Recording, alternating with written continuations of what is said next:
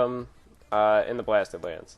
It's not hard to farm, and drop chance is actually pretty good, and for the amount it sells for, it's actually quite worth it. I'm going to be farming the Orb of Deception, and as you can see on my server, some people are kind of knocking the price down on it, but my server, it goes for a pretty good price right here, and if you look, the min market is the minimum that you can buy it for, and the market value is around the average, and the regional market value is actually the average for a bunch of different servers in your region, which is around 40,000. So if you're on the NA region, you actually have a chance at, around a 50k item. Some servers it's quite more, some servers it's less. I know on some of the European ones that orb actually can only go for like 15-20k. So just make sure you check out your auction house if you have any up. Make sure you check the price. Now, the special thing about the Orb of the Deception is it has a special ability, basically, because it's a toy, where it lets you look like a member of the opposite faction for 30 minutes, I believe. So we'll go ahead and show you, yeah. You can look like a, 5 minutes, and there's 30-minute cooldown. So you're able to look like the enemy faction, which is actually a quite cool cosmetic thing that a lot of people like for transmog, especially. So yeah, it's actually in quite a high demand, but there is kind of I want to say a trick that you have to learn to be able to farm this, because it's not the same way as farming any regular item. So the Orb of Deception has a 0.2% chance to drop, so it's actually quite better than a lot of the other rare items in this game. And you just have to do one simple thing to actually give yourself the access and ability to farm this item.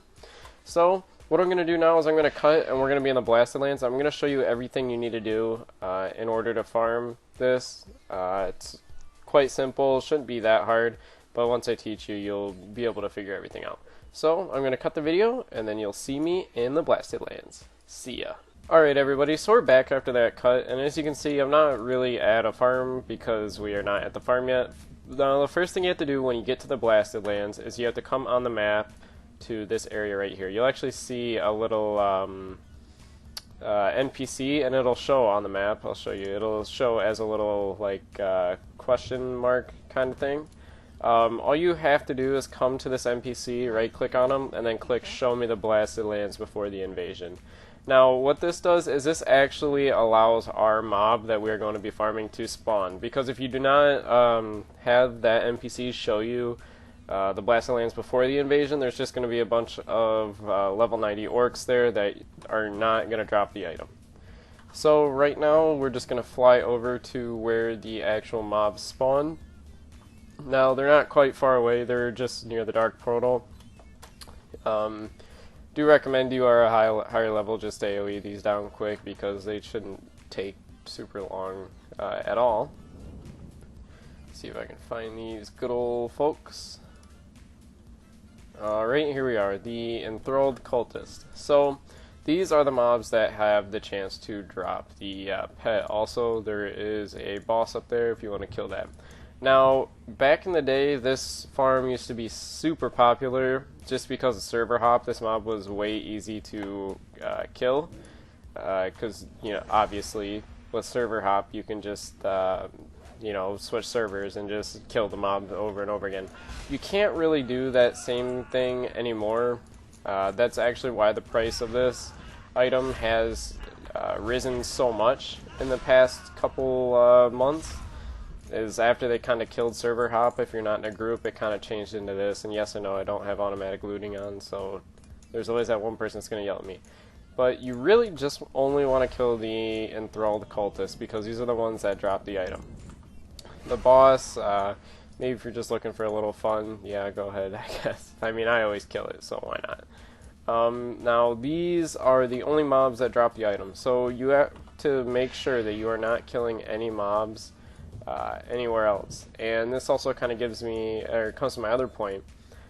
These do take a little bit to respawn. So I posted a video yesterday about another farm in the Blasted Lands that is quite closer and quite easier to get items to drop off of. So I kind of recommend you do that if you do not want to wait on a respawn timer. But because the respawn timer is back in place, that is why the value of this item is going up so much. And as you can see, they do take a little bit to respawn, and it kind of can be annoying, but it is quite worth it, because if you do have that item drop, you're basically guaranteeing yourself 50,000 gold, 50, 60,000 gold. And when I've actually seen, I mean, I've heard stories of people getting like 5 or 6 of these just in a couple hours. So this farm could be way worth it, especially if the RNG god has blessed you in any way.